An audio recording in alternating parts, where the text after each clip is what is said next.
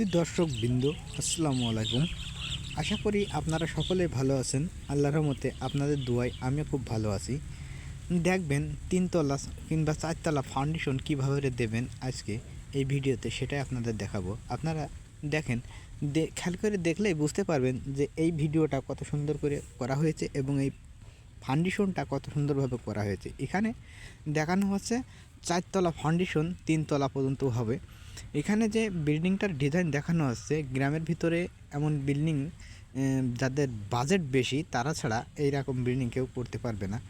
আসলেই এখানে দেখেন যে কলম টু কলম এখানে এই ইটগুলো রাখা হয়েছে। এখানে কেন এই ইটগুলো রাখা হয়েছে? এখানে খোয়া করতে হবে, আর খোয়াটা ভাঙতে হবে কীভাবে রে?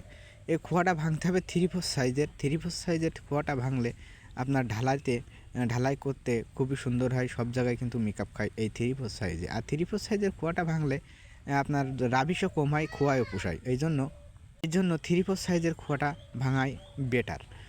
এখানে দেখেন একটা সেফটি ট্যাঙ্কি করা হবে বিল্ডিংয়ের ভিতরে। সেফটি ট্যাঙ্ক এখানে দেখেন একটা সেফটি ট্যাঙ্কির কাজ করা হচ্ছে। এই সেফটি ট্যাঙ্কিটা কত সুন্দরভাবে করা হচ্ছে, আর এই সেফটি ট্যাঙ্কিটা কীভাবে করতে হবে আপনারা এই ভিডিওতে সম্পূর্ণটা দেখে নেবেন। এখানে যে সেফটি ট্যাঙ্কিটা করা আছে, এই সেফটি ট্যাঙ্কিটা করার সময় সে একটু চিন্তাভাবনা করে করবেন যে এই সেফটি ট্যাঙ্কির ভিতরে যদি কোনো কলম পড়ে তাহলে কিন্তু সেই কলমটা অবশ্যই আপনারা সেফটি ট্যাঙ্কির ভিতর থেকে একখান করে গাঁথনি করে সেই কলমটা ঢেকে দিতে হবে। নাইতে কিন্তু এই সেফটি ট্যাঙ্কির কারণে আপনার কলমটা খুবই তাড়াতাড়ি নুনা আসবে এবং খুবই তাড়াতাড়ি বিল্ডিংটা দুর্বল হয়ে যাবে। এই জন্য আপনারা সেফটি ট্যাঙ্কি করার সময় অবশ্যই অনেক চিন্তা ভাবনা করে করবেন বিল্ডিংয়ের ভিতরে। আর এখানে যে কলমটা দেখতেছেন, এই কলমটাই কিন্তু এটা বিল্ডিংয়ের আউটসাইডের কলম। এই জন্য এই কলমটাতে কিন্তু 8টা রড ব্যবহার করা হয়েছে। এই কলমটাতে কিন্তু 6টা রড ব্যবহার করা হয়েছে।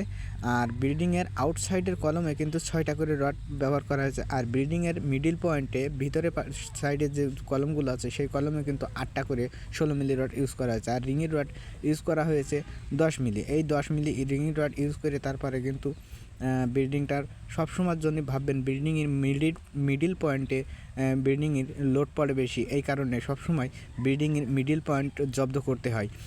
সব জায়গায় দেখবেন যে কলম বিল্ডিং করার সময় আপনার যদি সাইডের কলম যদি 10 হয় তাহলে কিন্তু বিল্ডিংয়ের মিডিল পয়েন্টের যে কলমগুলো থাকে সেই কলমগুলো কিন্তু 12 ইঞ্চি বাই 12 ইঞ্চি দিতে হয়। আর এখানে যে গাঁথনিটা করা হয়েছে, এই গাঁথনিটা একটু দেখেন, খুবই সুন্দরভাবে গাঁথনিটা করা হয়েছে। কলমটা চিপিং করে তারপরে কিন্তু ওখানে গ্রাটিন দিয়ে সিমেন্টের গুলা দিয়ে তারপরে কিন্তু আমরা গাঁথনিটা করেছি খুবই সুন্দর করে।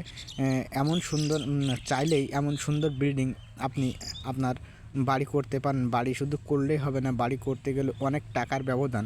আর এই সারা জীবনের সঞ্চয় কিন্তু এই বাড়িতে লাগাতে হয়। সারা জীবন যা সঞ্চয় করবেন তা কিন্তু এই বাড়িতেই সেই সঞ্চয়গুলো লাগিয়ে দিতে হয়। এই জন্য আপনারা বলবো যে সারা জীবনের একটা অবলম্বন এই বাড়িটার জন্য আপনারা সবসময় একটা ভালো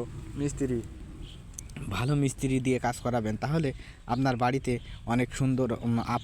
অনেক সুন্দর মজবুত হবে।